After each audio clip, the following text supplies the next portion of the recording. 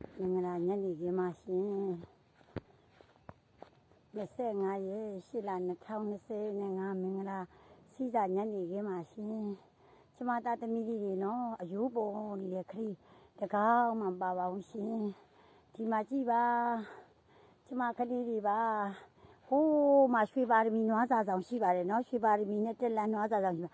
အဲ့ဒီမှာကျမတို့ကအစာထည့်နေတဲ့အချိန်မှာလေနွားအုံးစချင်းလေးကိုအစာထည့်နေတဲ့အချိန်မှာဒီကလေးတွေကိုဒီလိုလေးလွှတ်ကြောင်ထားပါတယ်ရှင်မကြည့်ပါကျမသားသမီးတွေအယိုးပေါ်ရေတင်တကောင်းမှမပါပါဘူးနော်ဒီမှာဝါလေးတွေပါလို့ကျမပြတာပါနွားစာလူရဲ့လူရှင်တွေလည်းကြည့်ပြီးတော့ကျင့်နှပ်ပီတိဖြစ်နိုင်ပါစေကျမကလည်းတာရုချင်းချင်းခေါ်ဆိုပါတယ်ရှင်ရဟန်းရှင်တို့အလူရှင်ပေါင်းတို့အားကျေးဇူးတင်ပါတယ်တာရုချင်းချင်းလည်းခေါ်ဆိုပါတယ်ရှင်ဒါရန်ကုန်မြို့နီးတီတာအေးရွာရန်ကုန်သားကြီးပါဟေးတာတာတို့ဟေးအဲ့လိုမလုပ်အောင်လေဟေးဟဲ့ကောင်းနေဟေးအဲ့လိုမလုပ်ပါဘူးတော့အဲ့လိုမလုပ်ပါအောင်တာတို့နော်ခလေးလေးတွေပါလို့ကျမခလေးတွေပါလို့နော်ဒါ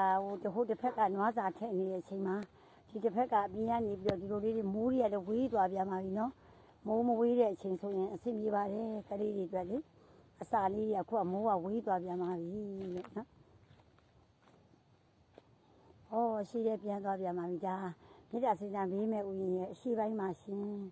အရှိပိုင်းမှာရှင်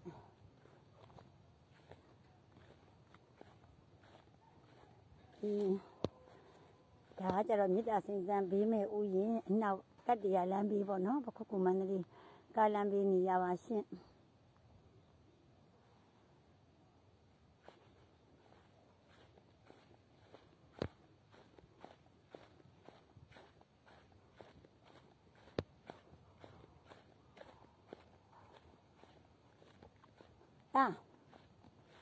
တာချတုံကိုကို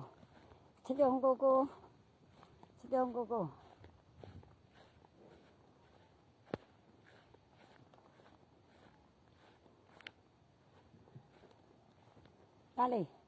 ပြီးရပါလို့ကျွန်တော်ကပြီးရပါခင်ဗျာလို့ကျွန်တော်ဒီကမမေစီရောက်တာ10နှစ်ရှိပါပြီလို့